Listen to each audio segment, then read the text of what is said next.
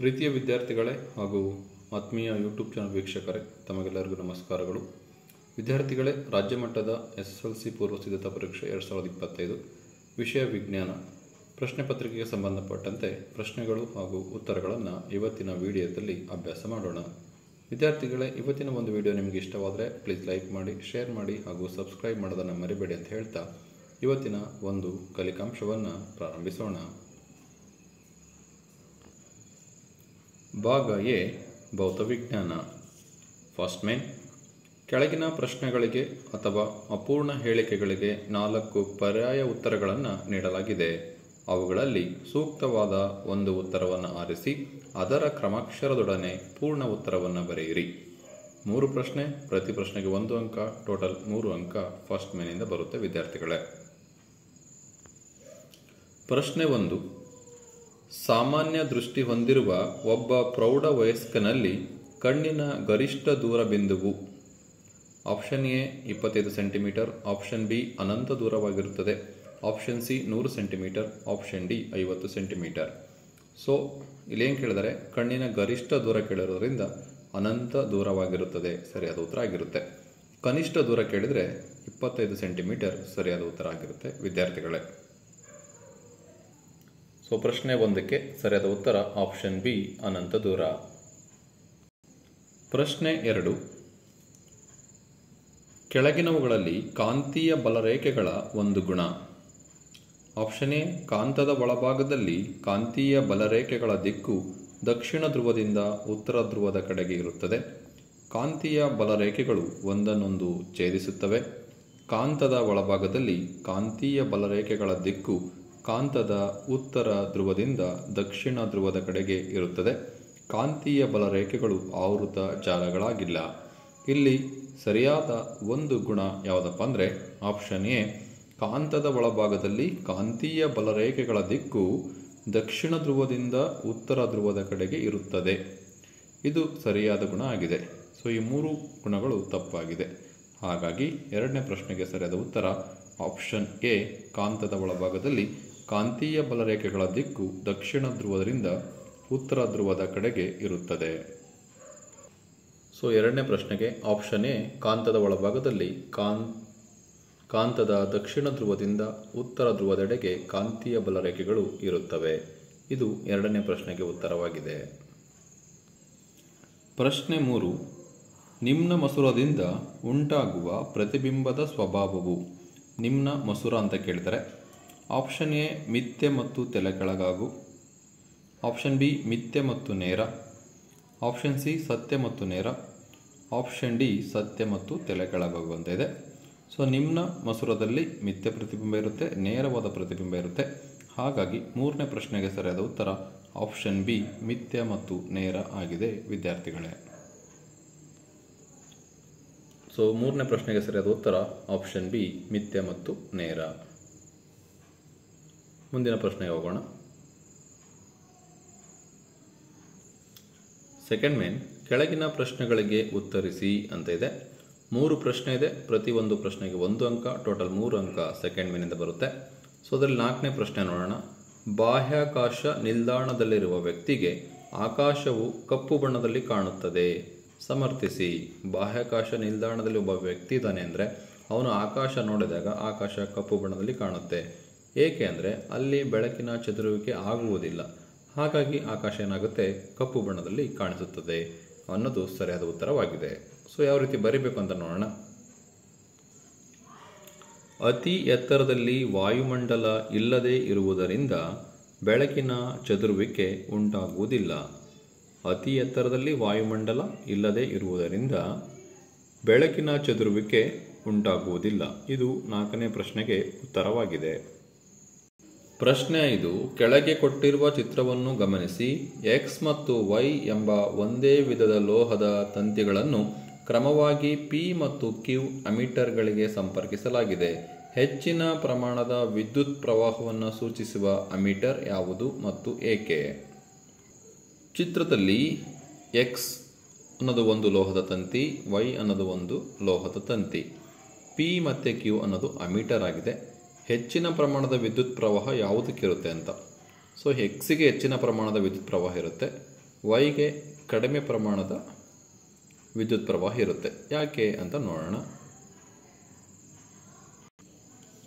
ಲೋಹದ ತಂತಿ ಎ ಜೊತೆ ಸಂಪರ್ಕ ಹೊಂದಿರುವ ಅಮೀಟರ್ ಹೆಚ್ಚಿನ ವಿದ್ಯುತ್ ಪ್ರವಾಹದ ಹರಿವನ್ನು ತೋರಿಸುತ್ತದೆ.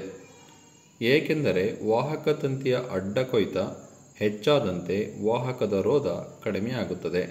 ಅಡ್ಡ ಕೊಯ್ತ ಹೆಚ್ಚಾದಂತೆ ವಾಹಕದ ರೋಧ ಕಡಿಮೆ ಆಗುತ್ತೆ. ಸೊ ವಿದ್ಯುತ್ ಪ್ರವಾಹ ಏನಾಗುತ್ತೆ, ಹೆಚ್ಚಾಗುತ್ತೆ. ಹಾಗಾಗಿ ಲೋಹದ ತಂತಿ ಎ ಹೆಚ್ಚು ವಿದ್ಯುತ್ತನ್ನು ಹೊಂದಿರುತ್ತೆ ವಿದ್ಯಾರ್ಥಿಗಳೇ. ಪ್ರಶ್ನೆ 6. ಕ್ರೌನ್ ಗಾಜಿನಲ್ಲಿ ಚಲಿಸುತ್ತಿರುವ ಬೆಳಕಿನ ಒಂದು ಕಿರಣವು ಓರೆಯಾಗಿ ಗಾಳಿಯನ್ನು ಪ್ರವೇಶಿಸುತ್ತದೆ. ಬೆಳಕಿನ ಕಿರಣವು ಲಂಬದ ಕಡೆಗೆ ಬಾಗುವುದೇ ಅಥವಾ ಲಂಬದಿಂದ ದೂರ ಬಾಗುವುದೇ, ಏಕೆ ಅಂತ ಇದೆ. ಕ್ರೌನ್ ಗಾಜಿನಲ್ಲಿ ಚಲಿಸುತ್ತಿರುವ ಬೆಳಕಿನ ಒಂದು ಕಿರಣ ಓರೆಯಾಗಿ ಗಾಳಿಯನ್ನು ಪ್ರವೇಶಿಸುತ್ತದೆ. ಗಾಜಿನಿಂದ ಗಾಳಿಗೆ ಬರುತ್ತೆ. ಬಂದಾಗ ಬೆಳಕಿನ ಕಿರಣ ಲಂಬದ ಕಡೆಗೆ ಹೋಗುತ್ತೋ ಲಂಬದಿಂದ ದೂರ ಹೋಗುತ್ತೋ, ಯಾವ ಕಡೆ ಹೋಗುತ್ತೆ, ಯಾಕೆ ಹೋಗುತ್ತೆ ಅನ್ನೋ ರೀಸನನ್ನು ನಾವು ಬರೀಬೇಕಾಗುತ್ತೆ. ಸೊ ಉತ್ತರವನ್ನು ನೋಡೋದಾದರೆ ಬೆಳಕಿನ ಕಿರಣ ಲಂಬದಿಂದ ದೂರಕ್ಕೆ ಬಾಗುತ್ತದೆ. ಲಂಬದಿಂದ ದೂರಕ್ಕೆ ಬಾಗುತ್ತದೆ ಏಕೆಂದರೆ ಗಾಳಿ ವಿರಳ ಮಾಧ್ಯಮವಾಗಿದ್ದು ಬೆಳಕಿನ ಕಿರಣದ ವೇಗ ಹೆಚ್ಚಾಗುತ್ತದೆ. ಗಾಳಿ ಏನಾಗಿದೆ, ವಿರಳ ಮಾಧ್ಯಮವಾಗಿದೆ. ಗಾಜು ಸಾಂದ್ರ ಮಾಧ್ಯಮವಾಗಿದೆ. ಹಾಗಾಗಿ ಗಾಳಿ ಮಾಧ್ಯಮದಲ್ಲಿ ಬೆಳಕು ಹೆಚ್ಚು ವೇಗವಾಗಿ ಬರೋದ್ರಿಂದ, ಬೆಳಕಿನ ಕಿರಣದ ವೇಗ ಹೆಚ್ಚಾಗೋದ್ರಿಂದ ಅದು ಲಂಬದಿಂದ ಏನಾಗುತ್ತೆ, ದೂರಕ್ಕೆ ಬಾಗುತ್ತದೆ ವಿದ್ಯಾರ್ಥಿಗಳೇ. ಇದು 6ನೇ ಪ್ರಶ್ನೆಗೆ ಉತ್ತರ ಆಗಿದೆ. ಈಗ ಥರ್ಡ್ ಮೇನಿಗೆ ಬರೋಣ. ಕೆಳಗಿನ ಪ್ರಶ್ನೆಗಳಿಗೆ ಉತ್ತರಿಸಿ. 2 ಅಂಕದ 2 ಪ್ರಶ್ನೆ, ಟೋಟಲ್ 4 ಅಂಕ ಥರ್ಡ್ ಮೇನಿಂದ ಬರುತ್ತೆ. ಸೊ ಅದರಲ್ಲಿ 7ನೇ ಪ್ರಶ್ನೆ. ಒಂದು ನೇರ ವಾಹಕದ ತಂತಿಯ ಸುತ್ತ ಕಾಂತೀಯ ಬಲರೇಖೆಗಳನ್ನು ಸೂಚಿಸುವ ಏಕಕೇಂದ್ರೀಯ ವೃತ್ತಗಳ ಮಾದರಿಯನ್ನು ತೋರಿಸುವ ಚಿತ್ರವನ್ನು ಬರೆಯಿರಿ. ನೇರ ವಾಹಕದ ತಂತಿಯ ಸುತ್ತ ಕಾಂತೀಯ ಬಲರೇಖೆಗಳನ್ನು ಸೂಚಿಸುವ ಏಕಕೇಂದ್ರೀಯ ವೃತ್ತಗಳ ಮಾದರಿಯನ್ನು ತೋರಿಸುವ ಚಿತ್ರವನ್ನು ಬರೀಬೇಕಾಗುತ್ತೆ. ಸೊ ಚಿತ್ರವನ್ನು ಯಾವ ರೀತಿ ಬರೀಬೇಕಂತ ನೋಡೋಣ. ಸೊ ಇದು ಚಿತ್ರ. ರಿಯೋಸ್ಟ್ಯಾಟ್, ಬದಲಾಯಿಸಬಹುದಾದ ರೋಧ. ಇಲ್ಲಿ ಏಕಕೇಂದ್ರೀಯ ವೃತ್ತಗಳಲ್ಲಿ ಕಾಂತೀಯ ಬಲರೇಖೆಗಳು ಚಲಿಸ್ತಾ ಇದೆ. ಸೊ ಇದು ಬ್ಯಾಟ್ರಿ, ಇದು ಕೀ, ಇದು ಅಮೀಟರ್. ಸೊ ಪಾಸಿಟಿವ್ ಚಾರ್ಜಿಂದ ನೆಗೆಟಿವ್ ಚಾರ್ಜ್ಗೆ ವಿದ್ಯುತ್ ಏನಾಗುತ್ತೆ, ಹರಿಯುತ್ತೆ. ಸೊ ಇದು 7ನೇ ಪ್ರಶ್ನೆಗೆ ಉತ್ತರ ಆಗಿದೆ ವಿದ್ಯಾರ್ಥಿಗಳೇ. ಸೊ ಚಿತ್ರ ನೇರ ವಾಹಕದ, ನೀವು ಕ್ವಶನ್ ಕರೆಕ್ಟಾಗಿ ನೋಡ್ಕೋಬೇಕು. ನೇರ ವಾಹಕದ ತಂತಿಯ ಸುತ್ತ ಕಾಂತೀಯ ಬಲರೇಖೆಗಳನ್ನು ಸೂಚಿಸುವ ಏಕಕೇಂದ್ರೀಯ ವೃತ್ತಗಳ ಮಾದರಿ ಅಂತ ಕೇಳಿದರೆ, ಸೊ ಹಾಗಾಗಿ ನೀವು ಈ ಚಿತ್ರವನ್ನು ಬರೀಬೇಕಾಗುತ್ತೆ. ಸೊ ನೆನ್ಪಿಟ್ಕೋಬೇಕು, ಕ್ವಶನನ್ನು ಕರೆಕ್ಟಾಗಿ ಓದ್ಕೊಂಡ್ರೆ ಸುಲಭವಾಗಿ ನೀವು ಉತ್ತರವನ್ನು ಬರೀಬಹುದು ವಿದ್ಯಾರ್ಥಿಗಳೇ. ಸೊ ಇದು 7ನೇ ಪ್ರಶ್ನೆಗೆ ಉತ್ತರ ಆಗಿದೆ. ಮುಂದಿನ ಪ್ರಶ್ನೆಗೆ ಹೋಗೋಣ. ಪ್ರಶ್ನೆ 8. ನಿಮ್ನ ದರ್ಪಣದ ಮುಂದೆ ಸಿನಲ್ಲಿ ವಸ್ತುವನ್ನು ಇರಿಸಿದಾಗ ಉಂಟಾಗುವ ಪ್ರತಿಬಿಂಬವನ್ನು ತೋರಿಸುವ ಚಿತ್ರವನ್ನು ಬರೆಯಿರಿ ಅಂತ ಇದೆ. ಸಿ ಅನ್ನೋದು ವಕ್ರತೆ ಕೇಂದ್ರ. ಸೊ ನಿಮ್ನ ದರ್ಪಣದ ಕೊಟ್ಟಿದ್ದಾರೆ, ವಸ್ತುವನ್ನು ಸಿನಲ್ಲಿ ಇಡಬೇಕು. ಆವಾಗ ಉಂಟಾಗ್ತಕ್ಕಂಥ ಪ್ರತಿಬಿಂಬದ ಚಿತ್ರವನ್ನು ಮಾತ್ರ ಕೇಳಿದರೆ 2 ಅಂಕಕ್ಕೆ. ನೋಡೋಣ ಯಾವ ರೀತಿ ಬರೀಬೇಕಂತ. ನಿಮ್ನ ದರ್ಪಣದಿಂದ ಉಂಟಾದ ಪ್ರತಿಬಿಂಬಗಳ ರೇಖಾಚಿತ್ರ ವಸ್ತುವನ್ನು ಸಿನಲ್ಲಿ ಇರಿಸಿದಾಗ. ಸೊ ಇದು ಚಿತ್ರ ಆಗಿದೆ ವಿದ್ಯಾರ್ಥಿಗಳೇ. ವಸ್ತುವನ್ನು ಸಿನಲ್ಲಿ ಇರಿಸಿದೆ. ಸೊ ಎ ಬಿ ಅನ್ನೋದು ವಸ್ತು ಆಗಿದೆ. ಸೊ ಇದು ಎಫ್. ಸೊ ಎ ಇಂದ ಏನಾಗುತ್ತೆ, ಬೆಳಕಿನ ಕಿರಣ ನಿಮ್ನ ದರ್ಪಣದ ಮೇಲೆ ಬೀಳುತ್ತೆ. ಪ್ರತಿಫಲನದ ನಂತರ ಎಫ್ ಮೂಲಕ ಬರುತ್ತೆ. ಹಾಗೆ ಎ ಇಂದ ಬಂದ ಬೆಳಕಿನ ಕಿರಣ ಎಫ್ ಮೂಲಕ ನಿಮ್ನ ದರ್ಪಣವನ್ನು ಚಲಿಸುತ್ತೆ. ನಿಮ್ನ ದರ್ಪಣ ತಲುಪಿದ ಮೇಲೆ ಪ್ರತಿಫಲನದ ನಂತರ ಪ್ರಧಾನ ಅಕ್ಷಕ್ಕೆ ಸಮಾಂತರವಾಗಿ ಚಲಿಸುತ್ತೆ. ಸೊ ಇವೆರಡೂ ರೇಖೆಗಳು ಎ ಡ್ಯಾಶ್ನಲ್ಲಿ ಬಂದು ಚಲಿಸುತ್ತೆ. ಇದು ಎ ಡ್ಯಾಶ್ ಬಿ ಡ್ಯಾಶ್ ಆಗಿರುತ್ತೆ. ಇದು ನಿಮ್ನ ದರ್ಪಣದ ಪ್ರತಿಬಿಂಬ ಆಗಿದೆ, ವಸ್ತುವಿನ ಪ್ರತಿಬಿಂಬ. ವಸ್ತುವಿನ ಪ್ರತಿಬಿಂಬ ಸಿನಲ್ಲಾಗಿದ್ದರೆ, ವಸ್ತು ಸಿನಲ್ಲಿದ್ದರೆ ಪ್ರತಿಬಿಂಬ ಸಿನಲ್ಲಿ ಆಗಿದೆ. ವಸ್ತು ಎಷ್ಟಿದೆ, ಪ್ರತಿಬಿಂಬನೂ ಅಷ್ಟೇ ಇದೆ. ಸತ್ಯ ಮತ್ತು ತಲೆ ಕೆಳಗಾದ ಪ್ರತಿಬಿಂಬ ಆಗಿದೆ. ಸೊ ಕ್ವಶನ್ ಕೇಳಿರೋದು ಚಿತ್ರವನ್ನು ಮಾತ್ರ ಬರೀರಿ ಅಂತ. ಸೊ ಇಷ್ಟು ಚಿತ್ರವನ್ನು ಬರೆದ್ರೆ ನಿಮಗೆ 2 ಅಂಕ ಸಿಗುತ್ತೆ. ಎಕ್ಸಾಮಲ್ಲಿ ಆಲ್ಮೋಸ್ಟ್ ಆಲ್ ಚಿತ್ರವನ್ನು ಕೇಳ್ತಾರೆ, ಜೊತೆಗೆ ಸ್ಥಾನ, ಗಾತ್ರ, ಸ್ವಭಾವವನ್ನು ಕೇಳ್ತಾರೆ. ಸೊ ಹಾಗಾಗಿ ಇವೆರಡನ್ನು ಕಲಿತ್ರೆ ನಿಮಗೆ ಯೂಸ್ ಆಗುತ್ತೆ ವಿದ್ಯಾರ್ಥಿಗಳೇ. ಇದು 8ನೇ ಪ್ರಶ್ನೆಗೆ ಉತ್ತರ ಆಗಿದೆ. 4th ಮೇನಿಗೆ ಬರೋಣ. ಕೆಳಗಿನ ಪ್ರಶ್ನೆಗಳಿಗೆ ಉತ್ತರಿಸಿ. ಸೊ 4th ಮೇನಲ್ಲಿ 3 ಪ್ರಶ್ನೆ ಇದೆ, 3 ಅಂಕ, ಟೋಟಲ್ 9 ಅಂಕ. ಒಂದು ಪ್ರಶ್ನೆಗೆ 3 ಅಂಕ, ಟೋಟಲ್ 3 ಪ್ರಶ್ನೆಗೆ 9 ಅಂಕ ಸಿಗುತ್ತೆ. ಸೊ ಅದರಲ್ಲಿ 9ನೇ ಪ್ರಶ್ನೆಯಲ್ಲಿ ಆಪ್ಷನ್ ಎ ಮತ್ತು ಬಿ ಇದೆ. ಕ್ವಶನ್ ಎ ಮತ್ತು ಕ್ವಶನ್ ಬಿ. ಕ್ವಶನ್ ಎ ಏನಿದೆ ನೋಡೋಣ. ಬೆಳಕಿನ ಪ್ರತಿಫಲನದ ನಿಯಮಗಳನ್ನು ನಿರೂಪಿಸಿ ಅಂತ ಇದೆ. ಬಿ ಗೋಳೀಯ ಮಸೂರದ ಅಪರ್ಚರ್ ಎಂದರೇನು ಅಂತ ಇದೆ. ಸೊ ಇದಕ್ಕೆ 2 ಅಂಕ, ಇದಕ್ಕೆ 1 ಅಂಕ. ಬೆಳಕಿನ ಪ್ರತಿಫಲನದ ನಿಯಮಗಳನ್ನು ಬರೆದ್ರೆ 2 ಅಂಕ ಸಿಗುತ್ತೆ. ಗೋಳೀಯ ಮಸೂರದ ಅಪರ್ಚರನ್ನು ಎಂದರೇನು ಬರೆದ್ರೆ ನಿಮಗೆ 1 ಅಂಕ ಸಿಗುತ್ತೆ ವಿದ್ಯಾರ್ಥಿಗಳೇ. ಸೂತ್ರವನ್ನು ನೋಡೋಣ.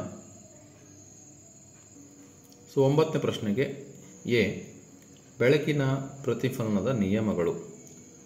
ಪತನ ಕೋನವು ಪ್ರತಿಫಲನ ಕೋನಕ್ಕೆ ಸಮನಾಗಿರುತ್ತದೆ. 1ನೇ ನಿಯಮ, ಪತನ ಕೋನ ಪ್ರತಿಫಲನ ಕೋನಕ್ಕೆ ಸಮನಾಗಿರುತ್ತದೆ. 2ನೇದು, ಪತನ ಕಿರಣ ಪತನ ಬಿಂದುವಿನಲ್ಲಿ ಪ್ರತಿಫಲನ ಮೇಲ್ಮೈಗೆ ಎಳೆದ ಲಂಬ ಮತ್ತು ಪ್ರತಿಫಲಿತ ಕಿರಣ ಈ 3 ಒಂದೇ ಸಮತಲದಲ್ಲಿ ಇರುತ್ತದೆ. ಸೊ ಇವೆರಡು ಬೆಳಕಿನ ಪ್ರತಿಫಲನದ ನಿಯಮಗಳು ಆಗಿದೆ ವಿದ್ಯಾರ್ಥಿಗಳೇ.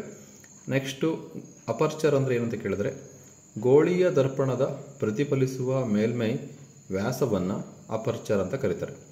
ಗೋಳೀಯ ದರ್ಪಣದ ಪ್ರತಿಫಲಿಸುವ ಮೇಲ್ಮೈ ವ್ಯಾಸವನ್ನು ಅಪರ್ಚರ್ ಎಂದು ಕರೆಯುವರು. ಇದು 9ನೇ ಪ್ರಶ್ನೆಯಲ್ಲಿ ಎ ಮತ್ತು ಬಿ ಪ್ರಶ್ನೆಗೆ ಉತ್ತರವಾಗಿದೆ ವಿದ್ಯಾರ್ಥಿಗಳೇ.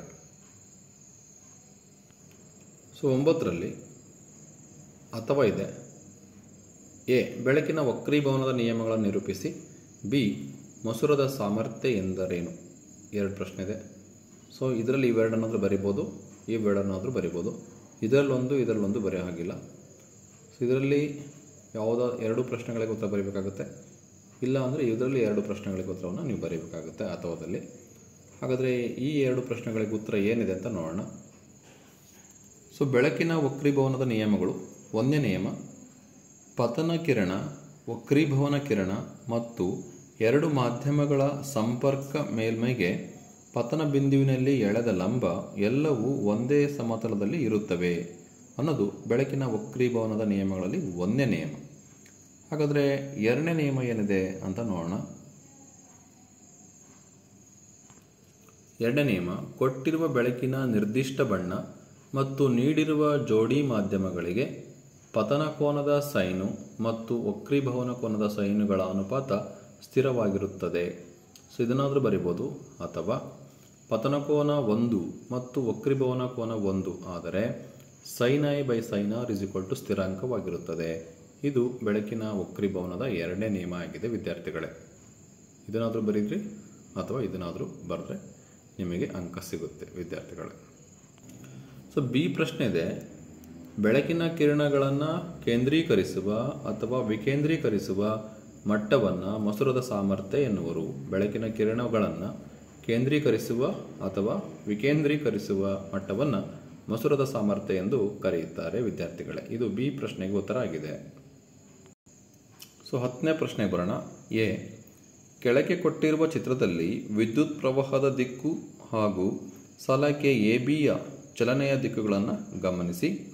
ಕಾಂತದ ತುದಿ ಎಕ್ಸ್ ಪ್ರತಿನಿಧಿಸುವ ಕಾಂತದ ಧ್ರುವವನ್ನು ಹೆಸರಿಸಿ. ಕಾಂತದ ಧ್ರುವದ ದಿಕ್ಕನ್ನು ನಿರ್ಧರಿಸಲು ಸಹಾಯಕವಾದ ನಿಯಮವನ್ನು ನಿರೂಪಿಸಿ ಅಂತ ಇದೆ.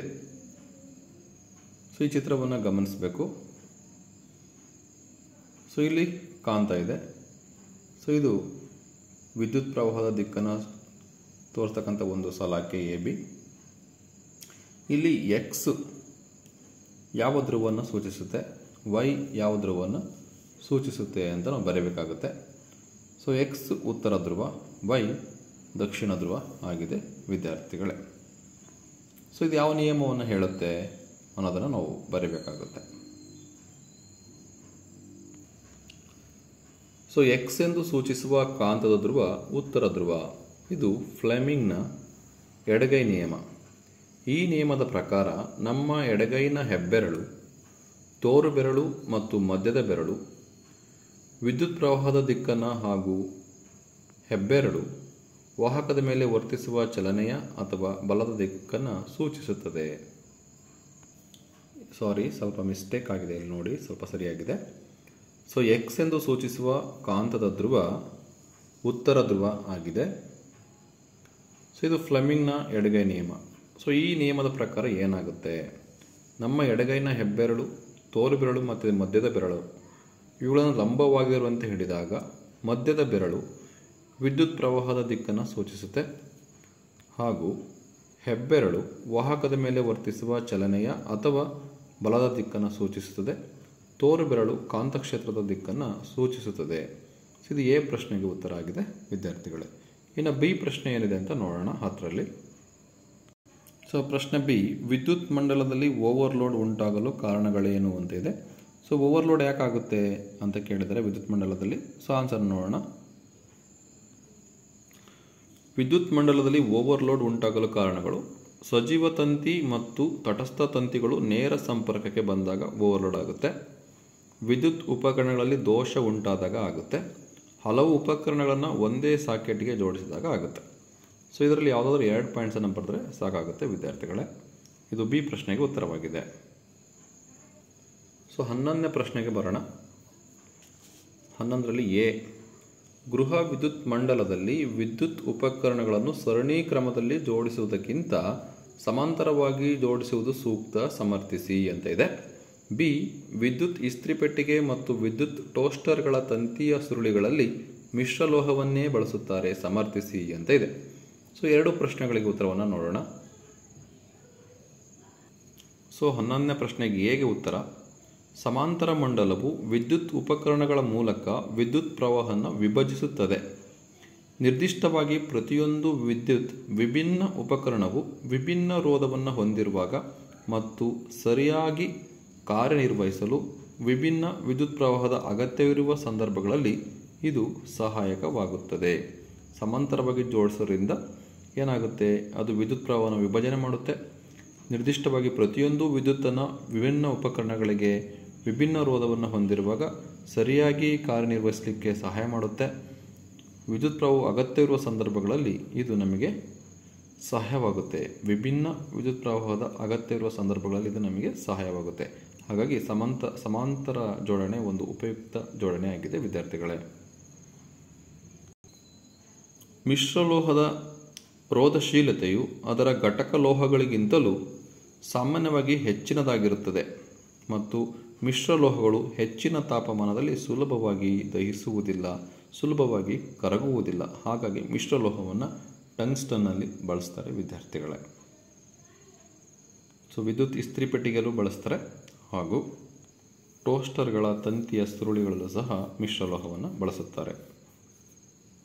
ಕಾರಣ ಏನಪ್ಪ ಅಂದರೆ ಹೆಚ್ಚಿನ ತಾಪಮಾನದಲ್ಲೂ ಸಹ ಅದು ಕರಗುವುದಿಲ್ಲ, ಆ ಒಂದು ಕಾರಣಕ್ಕಾಗಿ. ಮುಂದಿನ ಪ್ರಶ್ನೆಗೆ ಹೋಗೋಣ. ಸೊ 5th ಮೇನ್, ಕೆಳಗಿನ ಪ್ರಶ್ನೆಗಳಿಗೆ ಉತ್ತರಿಸಿ. ಟೋಟಲ್ ಎಷ್ಟು ಪ್ರಶ್ನೆ ಇದೆ? 2 ಪ್ರಶ್ನೆ ಇದೆ, 4 ಅಂಕ, ಟೋಟಲ್ 8 ಅಂಕ ಸಿಗುತ್ತೆ. ಸೊ 12ನೇ ಪ್ರಶ್ನೆಯಲ್ಲಿ ಎ ಪ್ರಶ್ನೆ, ಸಮೀಪ ದೃಷ್ಟಿ ಮಯೋಪಿಯಾ ಎಂದರೇನು? ಈ ದೋಷಕ್ಕೆ ಕಾರಣಗಳೇನು?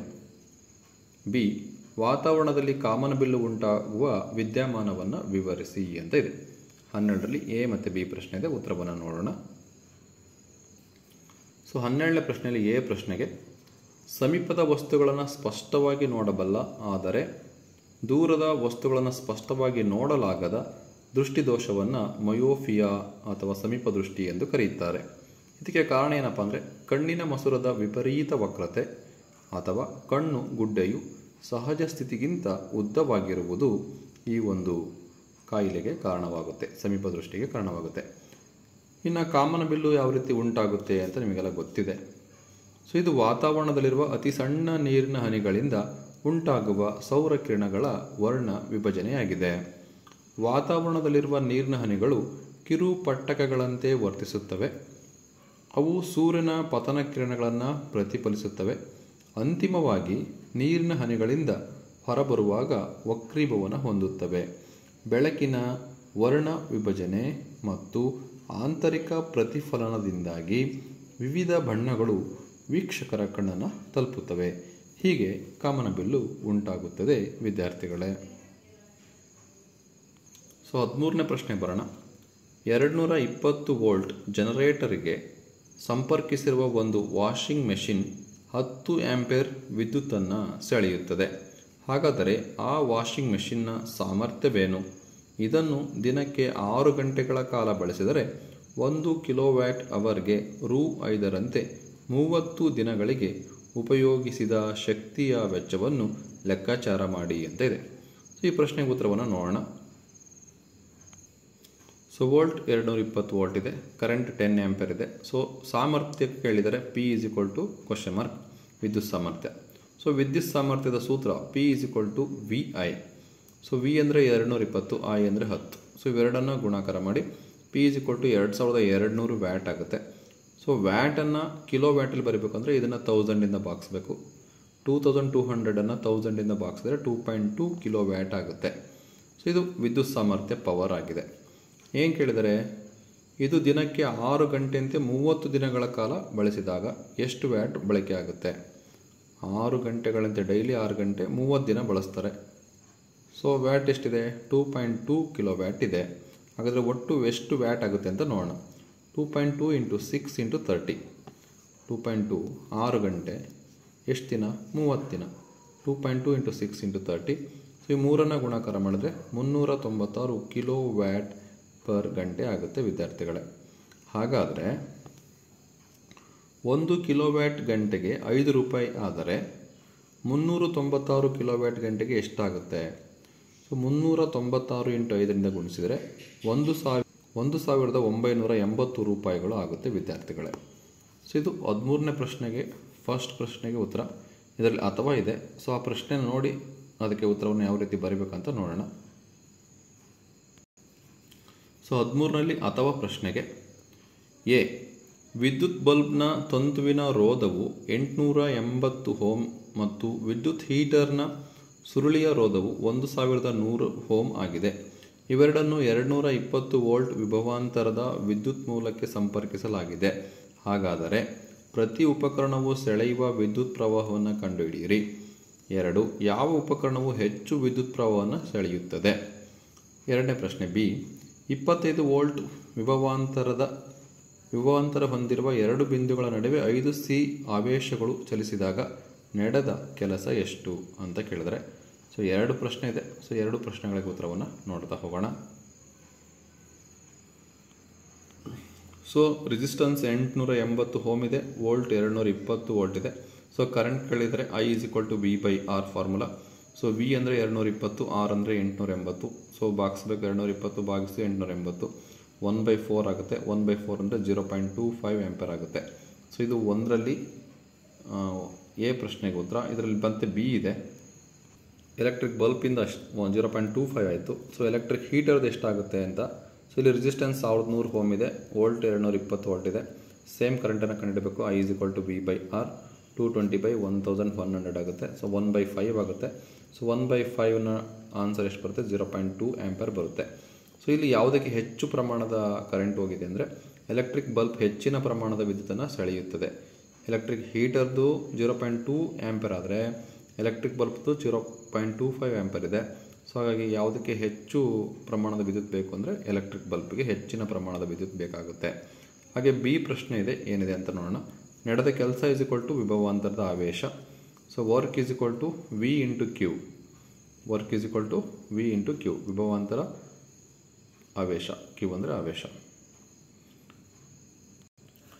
ಸೊ ವಿ ಅಂದರೆ ವಿಭವಾಂತರ 5 ಇದೆ, ಆವೇಶ 25 ಇದೆ. 25 ಇದ್ದರೆ 125. ಹಾಗಾಗಿ ಕೆಲಸ 125 ಜೌಲ್ ಆಗುತ್ತೆ. ಸೊ ಇದು ಬಿ ಪ್ರಶ್ನೆಗೆ ಉತ್ತರ ಆಗಿದೆ ವಿದ್ಯಾರ್ಥಿಗಳೇ. ಇಲ್ಲಿಗೆ ಭಾಗ ಎ ಕಂಪ್ಲೀಟಾಗಿ ಮುಗಿಯುತ್ತೆ.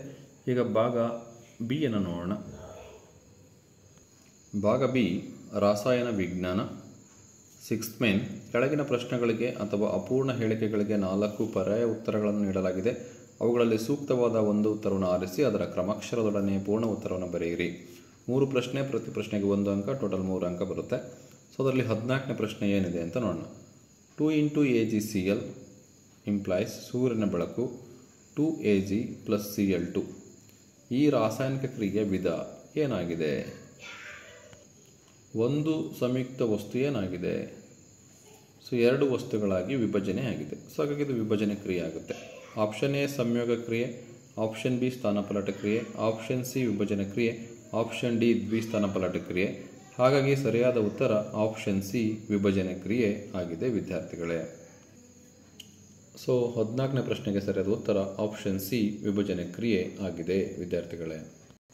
15ನೇ ಪ್ರಶ್ನೆ, ನೈಟ್ರೋಜನ್ ಅಣುವಿನಲ್ಲಿರುವ ಒಟ್ಟು ಸಹವೇಲೆನ್ಸಿಯ ಬಂಧಗಳ ಸಂಖ್ಯೆ ಎಷ್ಟು? N ಟ್ರಿಪಲ್ ಬಾಂಡ್ N ಇರೋದ್ರಿಂದ 3 ಸಹವೇಲೆನ್ಸಿಯ ಬಂಧಗಳಿದೆ. ಸೊ ನೈಟ್ರೋಜನ್ ಅಣುವಿನಲ್ಲಿರುವ ಒಟ್ಟು ಸಹವೇಲೆನ್ಸಿಯ ಬಂಧಗಳ ಸಂಖ್ಯೆ 3 ಆಗಿದೆ. Option A 4, option B 1, option C 2, option D 3 ಸರಿಯಾದ ಉತ್ತರ ಆಪ್ಷನ್ ಡಿ 3 ಆಗಿದೆ ವಿದ್ಯಾರ್ಥಿಗಳೇ. ಹಾಗಾಗಿ ಸರಿಯಾದ ಉತ್ತರ ಆಪ್ಷನ್ ಡಿ 3 ಆಗಿದೆ. 16ನೇ ಪ್ರಶ್ನೆಗೆ ಬರೋಣ. FeSO4 plus X implies Fe plus X into SO4. ಈ ರಾಸಾಯನಿಕ ಸಮೀಕರಣದಲ್ಲಿ ಎಕ್ಸ್ ಪ್ರತಿನಿಧಿಸುವುದು ಯಾವುದು? ಎಕ್ಸ್ ಅಂದರೆ ಏನು ಅಂತ ಬರೀಬೇಕು. Option A Pb, option B Cu, option C Hg, option D Zn. So ಸರಿಯಾದ ಉತ್ತರ ಆಪ್ಷನ್ ಡಿ Zn ಆಗಿದೆ ವಿದ್ಯಾರ್ಥಿಗಳೇ. 16ನೇ ಪ್ರಶ್ನೆಗೆ ಆಪ್ಷನ್ ಡಿ Zn ಸರಿಯಾದ ಉತ್ತರವಾಗಿದೆ. ಸೊ ಹಾಗಾಗಿ ಆಪ್ಷನ್ ಡಿ Zn ಅಂತ ನಾವು ಬರೀಬೇಕಾಗುತ್ತೆ. ಸೊ 7ನೇ ಪ್ರಶ್ನೆಗೆ ಬರೋಣ. 7ನೇ ಮೇನ್. ಕೆಳಗಿನ ಪ್ರಶ್ನೆಗಳಿಗೆ ಉತ್ತರಿಸಿ ಅಂತಿದೆ. 3 ಪ್ರಶ್ನೆಗಳು, ಪ್ರತಿ ಪ್ರಶ್ನೆಗೆ 1 ಅಂಕ, ಟೋಟಲ್ 3 ಅಂಕ.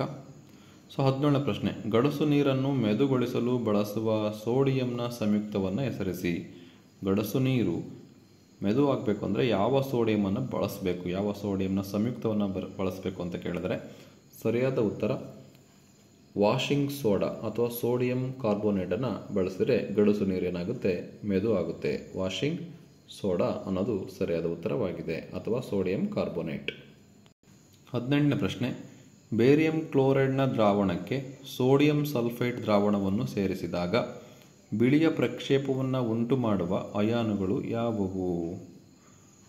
ಬೇರಿಯಂ ಕ್ಲೋರೈಡ್ನ ದ್ರಾವಣಕ್ಕೆ ಸೋಡಿಯಂ ಸಲ್ಫೇಟ್ನ ದ್ರಾವಣವನ್ನು ಸೇರಿಸಿದಾಗ ಬಿಳಿಯ ಪ್ರಕ್ಷೇಪವನ್ನು ಉಂಟು ಮಾಡುವ ಅಯಾನುಗಳು ಯಾವುದು ಅಂತ ಕೇಳಿದರೆ, ಹಾಗಾಗಿ ಆ ಅಯಾನುಗಳು ಯಾವಪ್ಪ ಅಂದರೆ ಬೇರಿಯಂ ಮತ್ತು ಸಲ್ಫೇಟ್ ಅಯಾನುಗಳು ಆಗಿದೆ. ಬೇರಿಯಂ ಮತ್ತು ಸಲ್ಫೇಟ್ ಅಯಾನುಗಳು ಆಗಿದೆ. ಇನ್ನು 19ನೇ ಪ್ರಶ್ನೆಗೆ ಬರೋಣ. ಪೊಟ್ಯಾಷಿಯಂ ಹೈಡ್ರಾಕ್ಸೈಡ್ನ ದ್ರಾವಣದಲ್ಲಿ ಹೆಚ್ಚಿನ ಪ್ರಮಾಣದ ಪ್ರತ್ಯಾಮ್ಲವನ್ನು ವಿಲೀನಗೊಳಿಸಿದಾಗ ಹೈಡ್ರಾಕ್ಸೈಡ್ ಅಯಾನುಗಳ OH- ಸಾರಥಿಯ ಮೇಲೆ ಉಂಟಾಗುವ ಪರಿಣಾಮಗಳು ಏನಾಗುತ್ತೆ? ಪೊಟ್ಯಾಷಿಯಂ ಹೈಡ್ರಾಕ್ಸೈಡ್ನ ದ್ರಾವಣದಲ್ಲಿ ಹೆಚ್ಚಿನ ಪ್ರಮಾಣದ ಪ್ರತ್ಯಾಮ್ಲವನ್ನು ವಿಲೀನಗೊಳಿಸಿದಾಗ ಹೈಡ್ರಾಕ್ಸೈಡ್ ಅಯಾನುಗಳ ಸಾರಥಿಯ ಮೇಲೆ ಏನಾಗುತ್ತೆ ಪರಿಣಾಮ ಅಂದರೆ, ಸೊ ಆನ್ಸರು 19ನೇ ಪ್ರಶ್ನೆಗೆ OH ಅಯಾನುಗಳ ಸಾರಥಿಯು ಹೆಚ್ಚಾಗುತ್ತದೆ. OH ಅಯಾನುಗಳ ಸಾರಥ್ಯ ಹೆಚ್ಚಾಗುತ್ತೆ. 8ನೇ ಮೇನ್. ಕೆಳಗಿನ ಪ್ರಶ್ನೆಗಳಿಗೆ ಉತ್ತರಿಸಿ. 3 ಪ್ರಶ್ನೆ, ಪ್ರತಿ ಪ್ರಶ್ನೆಗೆ 2 ಅಂಕ, ಟೋಟಲ್ 6 ಅಂಕ ಬರುತ್ತೆ. 20ನೇ ಪ್ರಶ್ನೆ ಏನಿದೆ ನೋಡೋಣ.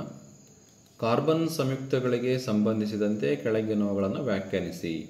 1 ರಚನಾ ಸಾಮಗ್ರಿಗಳು, 2 ಹೈಡ್ರೋಜನೀಕರಣ. ಅಥವಾ ಕ್ರಿಯಾ ಗುಂಪುಗಳು ಎಂದರೇನು? ಪ್ರೊಪೆನಾಲ್ ಮತ್ತು ಪ್ರೊಪೆನ್ಯಾಲ್ ಮತ್ತು ಪ್ರೊಪೆನಾಲ್ಗಳಲ್ಲಿರುವ ಕ್ರಿಯಾ ಗುಂಪುಗಳನ್ನು ಹೆಸರಿಸಿ ಅಂತ ಇದೆ. ಸೊ 20ನೇ ಪ್ರಶ್ನೆಯಲ್ಲಿ 2 ಇದೆ, 1 ಅಥವಾ ಇದೆ. ಸೊ 2ಕ್ಕೂ ಉತ್ತರವನ್ನು ನೋಡೋಣ. ನಿಮಗೆ ಎಕ್ಸಾಮಲ್ಲಿ ಯಾವುದು ಈಸಿ ಅನಿಸುತ್ತೆ ಆ ಉತ್ತರವನ್ನು ನೀವು ಬರೆದ್ರೆ ಅನುಕೂಲ ಆಗುತ್ತೆ. ರಚನಾ ಸಾಮಗ್ರಿಗಳು ಒಂದೇ ಅಣುಸೂತ್ರ ಆದರೆ ವಿಭಿನ್ನ ರಚನೆ ಹೊಂದಿರುವ ಸಂಯುಕ್ತಗಳಿಗೆ ರಚನಾ ಸಾಮಗ್ರಿಗಳು ಅಂತ ಕರೀತಾರೆ. ಅಣುಸೂತ್ರ ಒಂದೇ ಆಗಿರಬೇಕು, ವಿಭಿನ್ನ ರಚನೆಯನ್ನು ಹೊಂದಿರಬೇಕು. ಅಂತಹ ಸಂಯುಕ್ತಗಳನ್ನು ರಚನಾ ಸಾಮಗ್ರಿಗಳು ಅಂತ ಕರೀತಾರೆ. ಹೈಡ್ರೋಜನೀಕರಣ ಅಂದರೆ ಏನು? ಅಪರ್ಯಾಪ್ತ ಎಣ್ಣೆಗಳಿಗೆ ಹೈಡ್ರೋಜನನ್ನು ಸೇರಿಸಿ ಪರ್ಯಾಪ್ತ ಘನ ಕೊಬ್ಬುಗಳನ್ನಾಗಿ ಪರಿವರ್ತಿಸುವ ಕ್ರಿಯೆಗೆ ಹೈಡ್ರೋಜನೀಕರಣ ಅಂತ ಕರೀತಾರೆ. ಅಪರ್ಯಾಪ್ತ ಎಣ್ಣೆಗಳಿಗೆ ಹೈಡ್ರೋಜನನ್ನು ಸೇರಿಸಬೇಕು, ಆವಾಗ ಪರ್ಯಾಪ್ತ ಘನ ಕೊಬ್ಬುಗಳನ್ನಾಗಿ ಪರಿವರ್ತನೆ ಆಗುತ್ತೆ. ಈ ಒಂದು ಕ್ರಿಯೆಯನ್ನು ಹೈಡ್ರೋಜನೀಕರಣ ಅಂತೇಳಿ ಕರೀತಾರೆ. ಇದು 20ನೇ ಪ್ರಶ್ನೆಗೆ ಉತ್ತರವಾಗಿದೆ. ಈಗ ಅಥವಾ ಪ್ರಶ್ನೆಗೆ ಉತ್ತರವನ್ನು ನೋಡೋಣ. ಅಥವಾ ಕ್ರಿಯಾ ಗುಂಪುಗಳು ಅಂದ್ರೇನು? ಕಾರ್ಬನ್ ಸಂಯುಕ್ತಗಳಲ್ಲಿನ ಹೈಡ್ರೋಜನ್ ಪರಮಾಣು ಅಥವಾ ಪರಮಾಣುಗಳನ್ನು ಸ್ಥಾನಪಲ್ಲಟಗೊಳಿಸಿ ಅವುಗಳಲ್ಲಿ ವಿಶಿಷ್ಟ ಗುಣಗಳನ್ನು ತರಲು ಕಾರಣವಾಗುವ ಪರಮಾಣು ಅಥವಾ ಪರಮಾಣುಗಳು ಅಥವಾ ವಿಭಿನ್ನ ಜಾತಿಯ ಪರಮಾಣುಗಳು. ಸೊ ಇದನ್ನು ಕ್ರಿಯಾ ಗುಂಪುಗಳು ಅಂತ ಕರೀತಾರೆ. ಕಾರ್ಬನ್ ಸಂಯುಕ್ತಗಳಲ್ಲಿನ ಹೈಡ್ರೋಜನ್ ಪರಮಾಣುಗಳನ್ನು ಸ್ಥಾನಪಲ್ಲಟಗೊಳಿಸಿ ಅವುಗಳಲ್ಲಿ ವಿಶಿಷ್ಟ ಗುಣಗಳನ್ನು ತರಲು ಕಾರಣವಾಗುವ ಪರಮಾಣುಗಳನ್ನು ಅಥವಾ ವಿಭಿನ್ನ ಜಾತಿಯ ಪರಮಾಣುಗಳನ್ನು ಕ್ರಿಯಾ ಗುಂಪುಗಳು ಅಂತ ಕರೀತಾರೆ.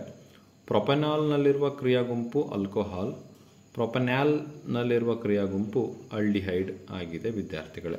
ಇದು ಅಥವಾ ಪ್ರಶ್ನೆಗೆ ಉತ್ತರ ಆಗಿದೆ. 21ನೇ ಪ್ರಶ್ನೆಗೆ ಬರೋಣ. ಅಯಾನಿಕ್ ಸಂಯುಕ್ತಗಳ ಯಾವುದಾದರೂ 4 ಗುಣಗಳನ್ನು ಬರೆಯಿರಿ ಅಥವಾ ಲೋಹಗಳ ಯಾವುದಾದರೂ 4 ಭೌತ ಗುಣಗಳನ್ನು ಬರೆಯಿರಿ ಅಂತ ಇದೆ. ಸೊ 2 ಪ್ರಶ್ನೆಗಳಿಗೆ ಉತ್ತರ ನೋಡೋಣ. ಎಕ್ಸಾಮಲ್ಲಿ ಯಾವುದಾದ್ರು ಒಂದನ್ನು ಬರೀಬೇಕಾಗುತ್ತೆ. ಅಯಾನಿಕ್ ಸಂಯುಕ್ತಗಳ ಗುಣಲಕ್ಷಣಗಳು. 1. ಅಯಾನಿಕ್ ಸಂಯುಕ್ತಗಳು ಘನವಸ್ತುಗಳಾಗಿದ್ದು ಸಾಮಾನ್ಯವಾಗಿ ಬಿದುರವಾಗಿರುತ್ತವೆ.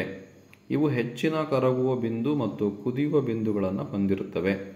ಇವು ಸಾಮಾನ್ಯವಾಗಿ ನೀರಿನಲ್ಲಿ ವಿಲೀನವಾಗುತ್ತವೆ, ಆದರೆ ಸಾವಯವ ದ್ರಾವಕಗಳಲ್ಲಿ ವಿಲೀನವಾಗುವುದಿಲ್ಲ. ಇವು ದ್ರವಿಸಿದ ಹಾಗೂ ದ್ರಾವಣದ ಸ್ಥಿತಿಯಲ್ಲಿ ಉತ್ತಮ ವಿದ್ಯುತ್ ವಾಹಕಗಳು, ಘನ ಸ್ಥಿತಿಯಲ್ಲಿ ವಿದ್ಯುತ್ನ ಅವಾಹಕಗಳಾಗಿದೆ. ಸೊ ಇವು ಅಯಾನಿಕ್ ಸಂಯುಕ್ತಗಳ ಗುಣಲಕ್ಷಣಗಳು. ಸೊ ಇವಾಗ ಲೋಹಗಳ ಭೌತ ಗುಣಗಳಿಗೆ ಬರೋಣ. ಸೊ ಇದೆಲ್ಲ ಆಲ್ಮೋಸ್ಟ್ ಗೊತ್ತಿರುತ್ತೆ ವಿದ್ಯಾರ್ಥಿಗಳಿಗೆ. ಕೊಠಡಿಯ ಉಷ್ಣತೆಯಲ್ಲಿ ಘನ ಸ್ಥಿತಿಯಲ್ಲಿ ಕಂಡುಬರುತ್ತವೆ. ಇವು ಕಠಿಣವಾಗಿ ಇರುತ್ತವೆ. ಹೊಳಪಾದ ಮೇಲ್ಮೈಯನ್ನು ಹೊಂದಿರುತ್ತವೆ. ಕುಟ್ಟತೆ ಹಾಗೂ ತನ್ನತೆ ಗುಣವನ್ನು ಹೊಂದಿವೆ. ಉತ್ತಮ ವಿದ್ಯುತ್ ವಾಹಕ ಮತ್ತು ಉತ್ತಮ ಉಷ್ಣವಾಹಕಗಳಾಗಿವೆ. ಇವು ಶಾಬ್ದನ ಗುಣವನ್ನು ಹೊಂದಿವೆ. ಇವು ಲೋಹದ ಭೌತ ಗುಣಗಳು ಆಗಿವೆ ವಿದ್ಯಾರ್ಥಿಗಳೇ. 22ನೇ ಪ್ರಶ್ನೆ. ಬ್ರೈನ್ ದ್ರಾವಣದ ವಿದ್ಯುತ್ ವಿಭಜನೆಯ ನಂತರ ಉಂಟಾಗುವ ದ್ರಾವಣ ಯಾವುದು? ಆ ದ್ರಾವಣದ ಸ್ವಭಾವವನ್ನು ಕೆಂಪು ಮತ್ತು ನೀಲಿ ಲಿಟ್ಮಸ್ ಕಾಗದಗಳನ್ನು ಬಳಸಿ ಹೇಗೆ ನಿರ್ಧರಿಸುವಿರಿ ಅಂತ ಇದೆ. ಸೊ ಉತ್ತರವನ್ನು ನೋಡೋಣ.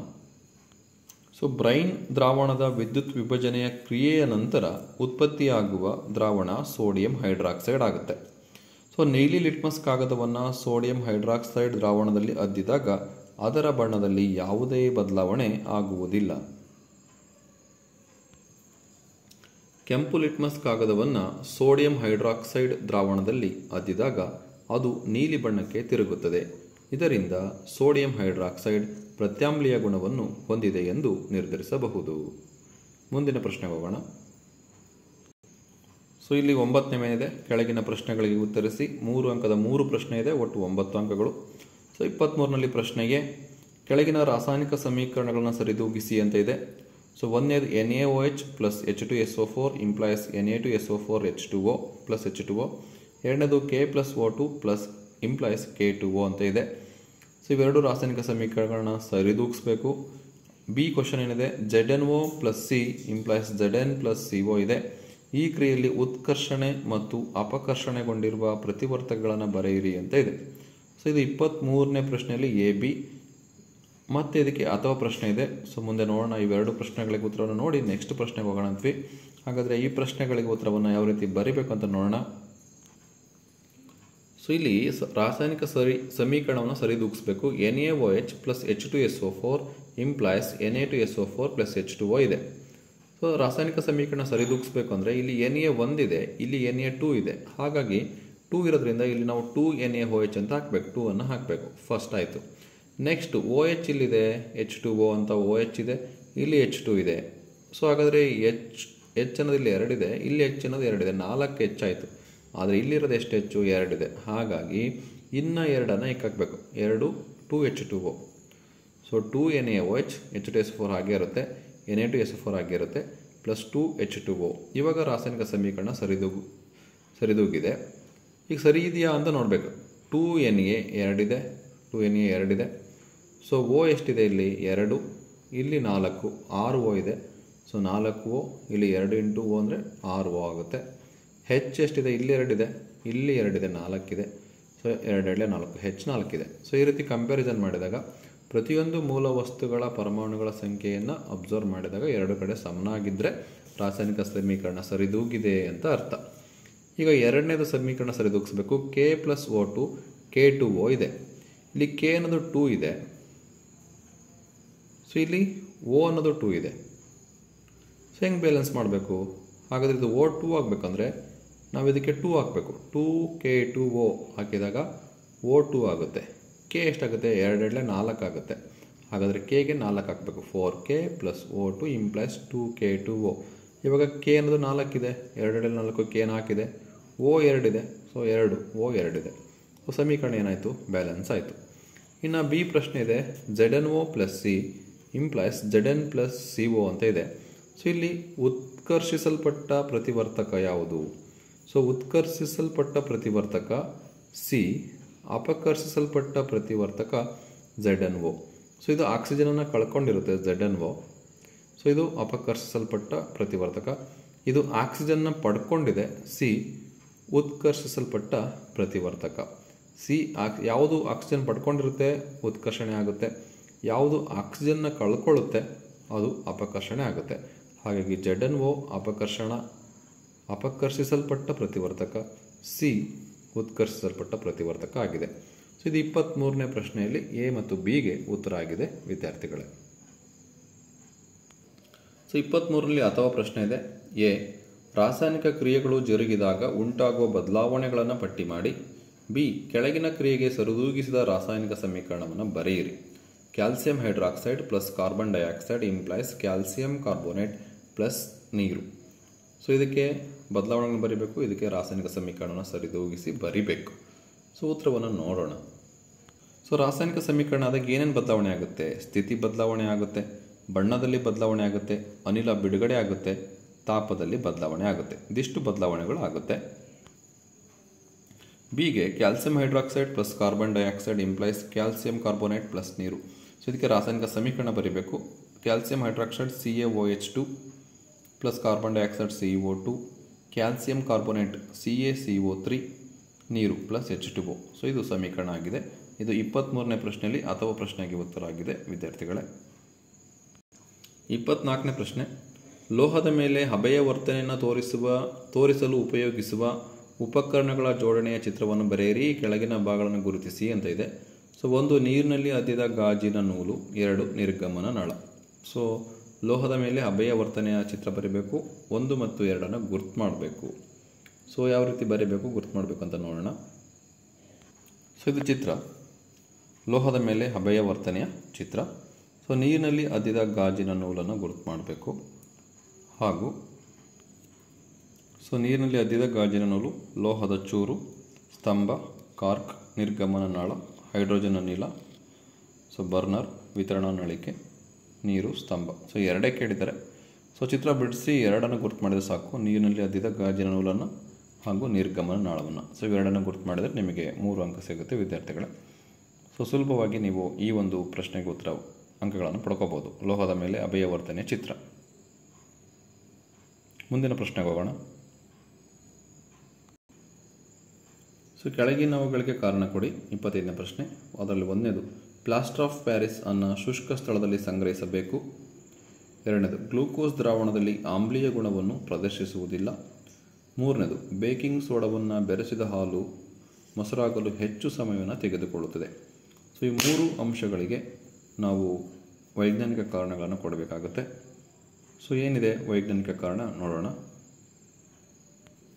ಸೊ ಇಲ್ಲವಾದರೆ ಏನಾಗುತ್ತೆ, ಬೇಕಿಂಗ್ ಸೋಡಾವನ್ನು ಪ್ಲಾಸ್ಟರ್ ಆಫ್ ಪ್ಯಾರಿಸನ್ನು ಶುಷ್ಕ ಕೋಶದಲ್ಲಿ ಸಂಗ್ರಹಿಸಬೇಕು. ಸೊ ಇಲ್ಲವಾದರೆ ಏನಾಗುತ್ತೆ ಅಂದರೆ ಅದು ತೇವಾಂಶದೊಂದಿಗೆ ವರ್ತಿಸುತ್ತದೆ ಮತ್ತು ಗಟ್ಟಿಯಾದ ಘನರೂಪದ ಜಿಪ್ಸಮ್ ಆಗಿ ಬದಲಾಗುತ್ತದೆ. ಸೊ ಶುಷ್ಕ ಸ್ಥಳದಲ್ಲಿ ಇಡಬೇಕು. ಶುಷ್ಕ ಸ್ಥಳದಲ್ಲಿ ಇಟ್ಟಿಲ್ಲ ಅಂದರೆ ತೇವಾಂಶದೊಂದಿಗೆ ವರ್ತಿಸಿ ಗಟ್ಟಿಯಾದ ಘನರೂಪದ ಜಿಪ್ಸಮ್ ಆಗಿ ಬದಲಾವಣೆ ಆಗುತ್ತೆ. 2ನೇದು ಗ್ಲೂಕೋಸ್ ದ್ರಾವಣವು ಆಮ್ಲೀಯ ಗುಣವನ್ನು ಪ್ರದರ್ಶಿಸುವುದಿಲ್ಲ. ಯಾಕೆ? ಆಲ್ಕೋಹಾಲ್ಗಳು ನೀರಿನೊಂದಿಗೆ ಮಿಶ್ರಣಗೊಳಿಸಿದಾಗ ನೀರಿನಲ್ಲಿ ವಿಲೀನಗೊಂಡು ಅಯಾನುಗಳನ್ನು ಉಂಟು ಮಾಡುವುದಿಲ್ಲ. ಆಲ್ಕೋಹಾಲ್ಗಳು ನೀರಿನೊಂದಿಗೆ ಮಿಶ್ರಣಗೊಳಿಸಿದಾಗ ನೀರಿನಲ್ಲಿ ವಿಲೀನಗೊಂಡ ಅಯಾನುಗಳನ್ನು ಉಂಟು ಮಾಡುವುದಿಲ್ಲ. ಆದ್ದರಿಂದ ಅದು ಆಮ್ಲೀಯ ಗುಣವನ್ನು ಪ್ರದರ್ಶಿಸುವುದಿಲ್ಲ. ಯಾಕೆ ಅಂದರೆ ನೀರಿನಲ್ಲಿ ಮಿಶ್ರಣಗೊಂಡಾಗ ಅಯಾನುಗಳಾಗಿ ವಿಭಜನೆ ಆಗಲ್ಲ. ಹಾಗಾಗಿ ಅದು ಆಮ್ಲೀಯ ಗುಣವನ್ನು ಪ್ರದರ್ಶನ ಮಾಡಲ್ಲ. ನೆಕ್ಸ್ಟ್, ಬೇಕಿಂಗ್ ಸೋಡಾವನ್ನು ಬೆರೆಸಿದ ಹಾಲು ಮೊಸರಾಗಲು ಹೆಚ್ಚು ಸಮಯ ತೆಗೆದುಕೊಳ್ಳುತ್ತೆ. ಬೇಕಿಂಗ್ ಸೋಡಾ ಅನ್ನೋದು ಪ್ರತ್ಯಾಮ್ಲ. ಪ್ರತ್ಯಾಮ್ಲವನ್ನು ಹಾಲಿಗೆ ಸ್ವಲ್ಪ ಮಟ್ಟಿಗೆ ಆಮ್ಲೀಯ ಸೇರಿಸಿದಾಗ ಹಾಲಿನ ಆಮ್ಲತೆಯನ್ನು ಕಡಿಮೆಗೊಳಿಸುತ್ತದೆ. ಇದರಿಂದ ಹಾಲು ಮೊಸರಾಗಲು ಹೆಚ್ಚು ಸಮಯವನ್ನು ತೆಗೆದುಕೊಳ್ಳುತ್ತದೆ. ಬೇಕಿಂಗ್ ಸೋಡಾ ಅನ್ನೋದು ಪ್ರತ್ಯಾಮ್ಲ. ಸೊ ಇದನ್ನು ಹಾಲಿಗೆ ಬೆರೆಸಿದಾಗ ಏನಾಗುತ್ತೆ, ಸೊ ಹಾಲಿನ ಆಮ್ಲತೆಯನ್ನು ಮಾಡುತ್ತೆ, ಅದು ಕಡಿಮೆ ಮಾಡುತ್ತೆ, ಆ್ಯಸಿಡನ್ನು ಕಡಿಮೆ ಮಾಡುತ್ತೆ. ಸೊ ಅವಾಗ ಹಾಲು ಮೊಸರಾಗಲಿಕ್ಕೆ ಏನಾಗುತ್ತೆ, ಹೆಚ್ಚು ಸಮಯವನ್ನು ತೆಗೆದುಕೊಳ್ಳುತ್ತೆ. ಸೊ ಇದು 25ನೇ ಪ್ರಶ್ನೆಗೆ ಉತ್ತರ ಆಗಿದೆ ವಿದ್ಯಾರ್ಥಿಗಳೇ.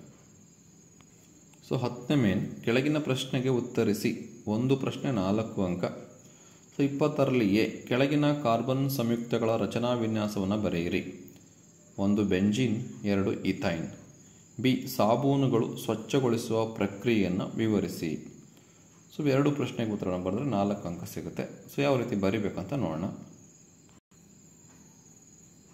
ಸೊ 26ನೇ ಪ್ರಶ್ನೆಗೆ ಎ, ಬೆಂಜಿನ್ನ ರಚನಾ ಸೂತ್ರ C6H6 C double bond C single bond C double bond C single bond double bond C single bond. So HH. So ಇದು C6H6 ಅನ್ನೋದು ಬೆಂಜಿನ್ನ ರಚನಾ ಸೂತ್ರ ಆಗಿದೆ. ಈಥೈನ್ನ ರಚನಾ ಸೂತ್ರ ಕೇಳಿದರೆ C2H2 ಅಂತ ಇದೆ. ಇಲ್ಲಿ C triple bond single bond H single bond H HC triple bond C single bond H.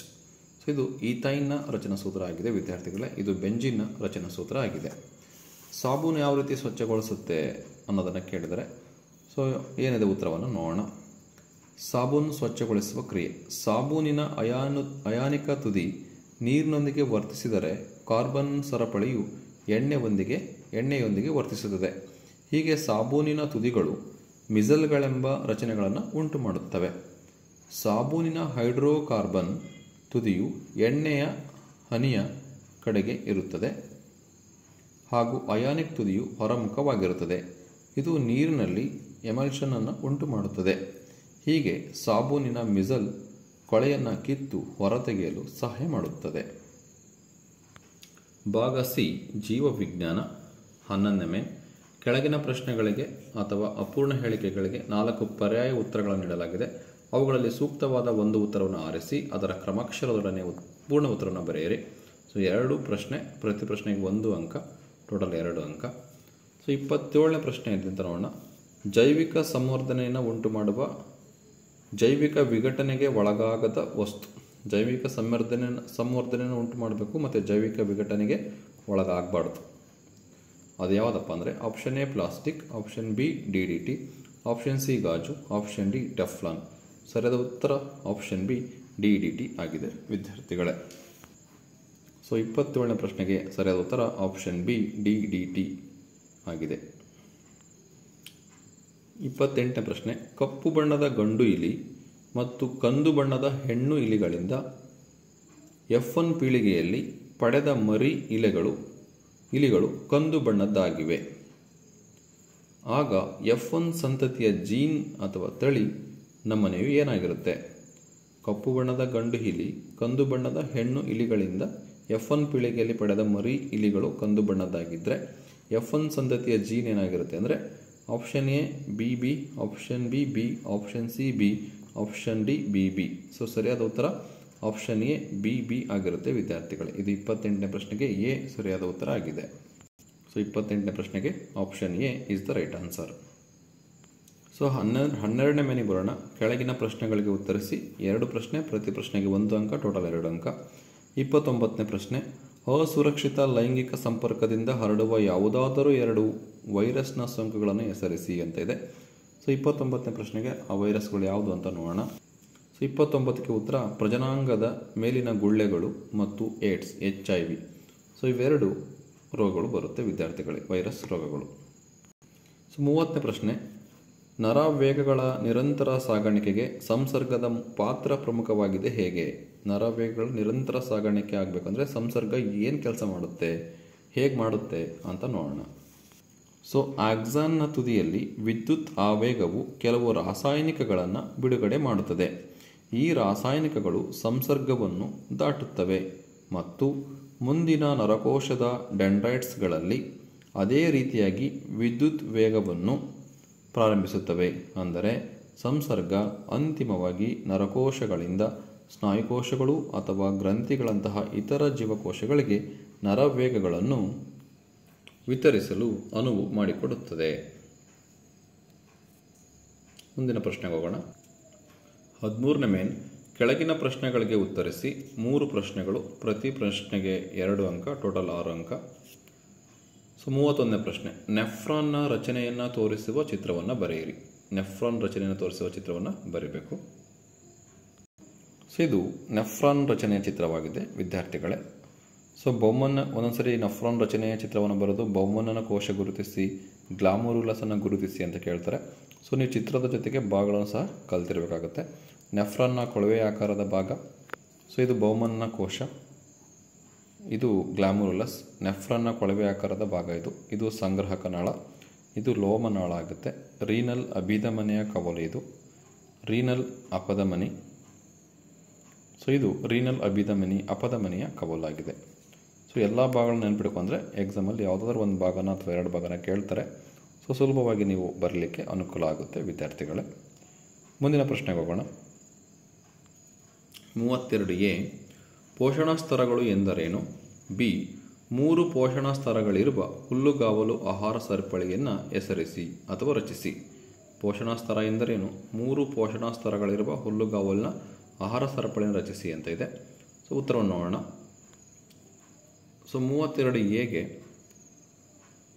ಆಹಾರ ಸರಪಳಿಯ ಪ್ರತಿಯೊಂದು ಹಂತ ಅಥವಾ ಮಟ್ಟವನ್ನು ಪೋಷಣಾ ಸ್ತರ ಅಂತ ಕರಿತೀವಿ. ಪ್ರತಿಯೊಂದು ಹಂತವನ್ನು ನಾವು ಪೋಷಣಾ ಸ್ತರ ಅಂತ ಕರಿತೀವಿ.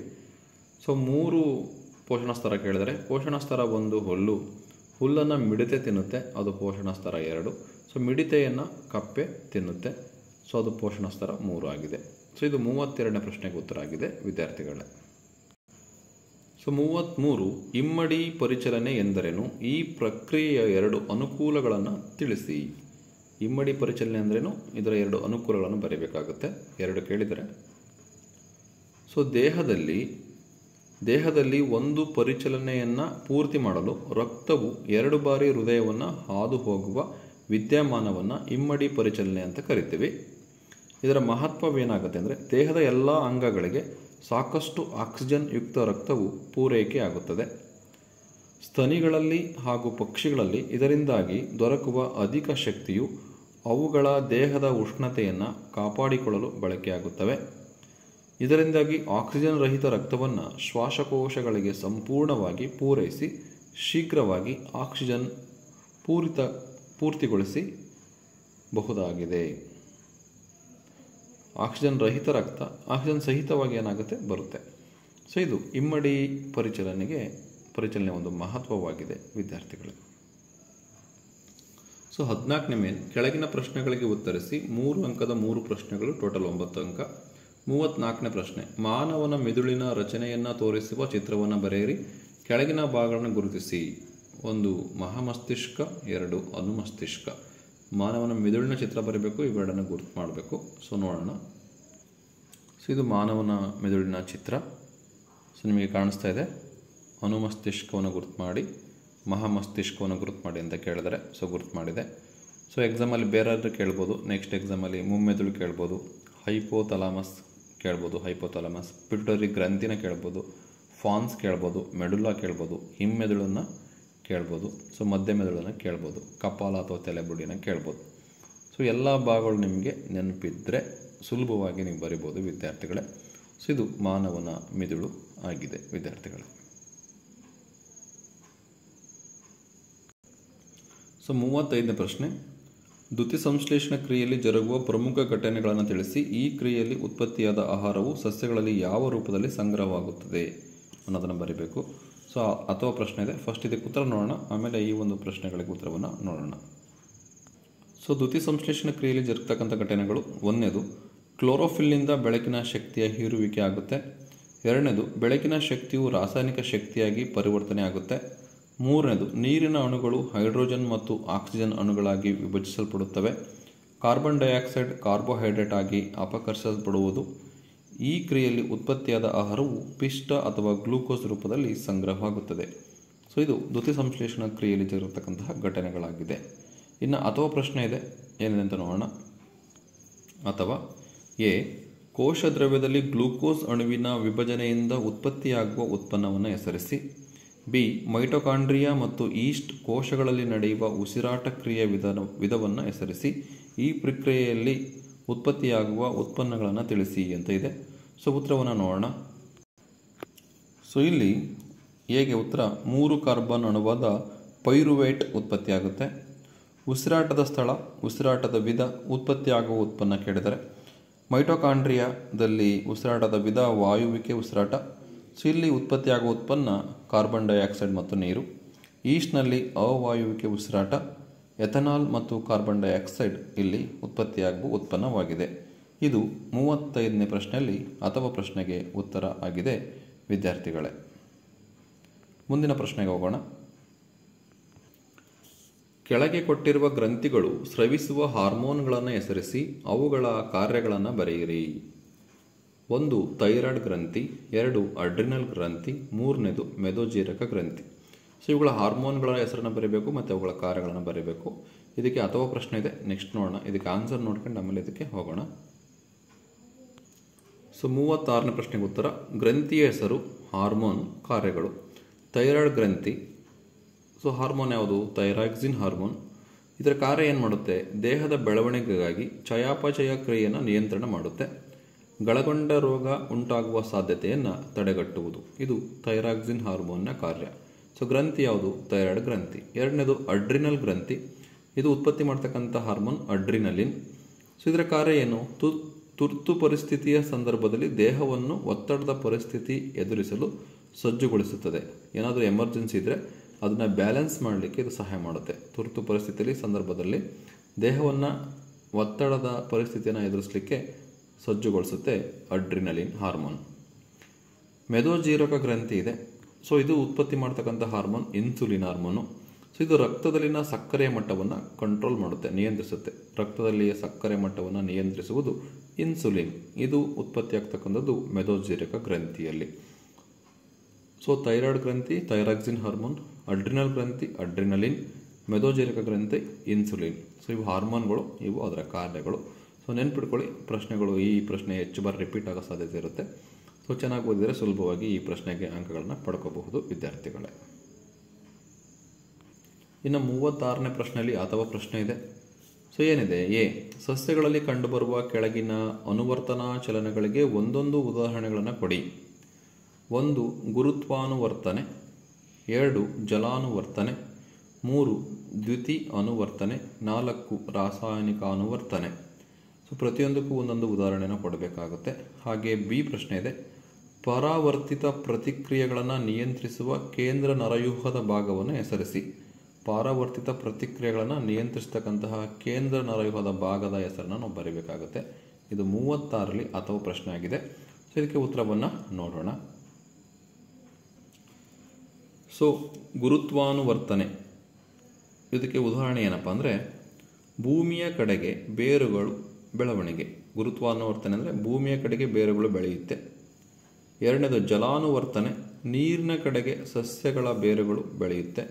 ಜಲಾನುವರ್ತನೆ ಅಂದರೆ ನೀರಿನ ಕಡೆಗೆ ಸಸ್ಯದ ಬೇರುಗಳು ಬೆಳೆಯುತ್ತೆ. ಭೂಮಿಯ ಕಡೆಗೆ ಬೇರುಗಳು ಬೆಳೆಯುವುದು ಗುರುತ್ವಾನುವರ್ತನೆ. ನೀರಿನ ಕಡೆಗೆ ಬೇರುಗಳು ಸಸ್ಯಗಳ ಬೇರುಗಳು ಬೆಳೆಯುವುದು ಜಲಾನುವರ್ತನೆ. ದ್ಯುತಿ ಅನುವರ್ತನೆ, ಸೂರ್ಯನ ಬೆಳಕಿನ ಕಡೆಗೆ ಸಸ್ಯದ ಕಾಂಡಗಳ ಬೆಳವಣಿಗೆ. ಸೂರ್ಯನ ಬೆಳಕು ಯಾವ ರೀತಿ ಇರುತ್ತೆ ಆ ಕಡೆಗೆ ಸಸ್ಯದ ಕಾಂಡಗಳು ಏನಾಗುತ್ತೆ? ಬೆಳೆಯುತ್ತೆ. ರಾಸಾಯನಿಕ ಅನುವರ್ತನೆ, ಅಂಡಾಣುಗಳ ಕಡೆಗೆ ಪರಾಗನಳಿಕೆಯ ಬೆಳವಣಿಗೆ. ಅಂಡಾಣುಗಳು ಎಲ್ಲಿರುತ್ತೆ ಅಲ್ಲಿ ಪರಾಗ ನಳಿಕೆಯ ಬೆಳವಣಿಗೆ ಆಗುತ್ತೆ. ಸೊ ಇವು ಪ್ರತಿಯೊಂದಕ್ಕೂ ಒಂದೊಂದು ಉದಾಹರಣೆ ಆಗಿದೆ. ಬಿ ಪ್ರಶ್ನೆ ಇದೆ. ಪಾರವರ್ತಿತ ಪ್ರತಿಕ್ರಿಯೆಯನ್ನು ನಿಯಂತ್ರಿಸುವ ಕೇಂದ್ರ ಯಾವುದು ಅಂತ.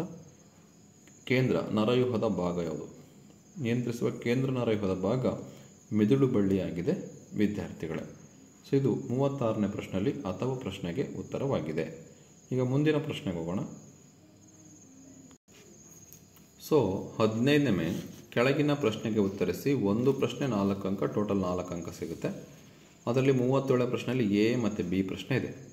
ಹಳದಿ ಬೀಜ ವೈಗಳನ್ನು ಉತ್ಪಾದಿಸುವ ಬಟಾಣಿ ಸಸ್ಯವನ್ನು ಹಸಿರು ಬೀಜ ಸ್ಮಾಲ್ ವೈ ಉತ್ಪಾದಿಸುವ ಬಟಾಣಿ ಸಸ್ಯದೊಂದಿಗೆ ಸಂಕರಣಗೊಳಿಸಲಾಗಿದೆ.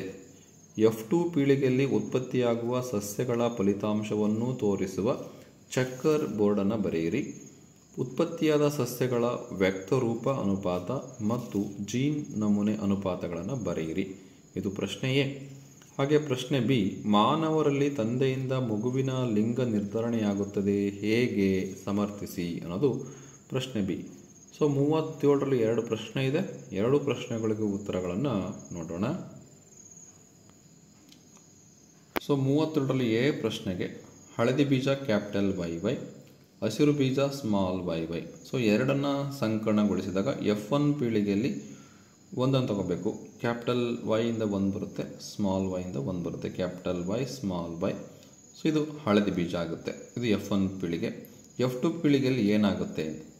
ಸೊ ಈ ಎರಡನ್ನು Y capital Y small Y into capital Y small Y ಮಾಡಿದಾಗ ಲಿಂಗಾಣು ಕ್ಯಾಪಿಟಲ್ ವೈ ಸ್ಮಾಲ್ ವೈ, ಲಿಂಗಾಣು capital Y small Y.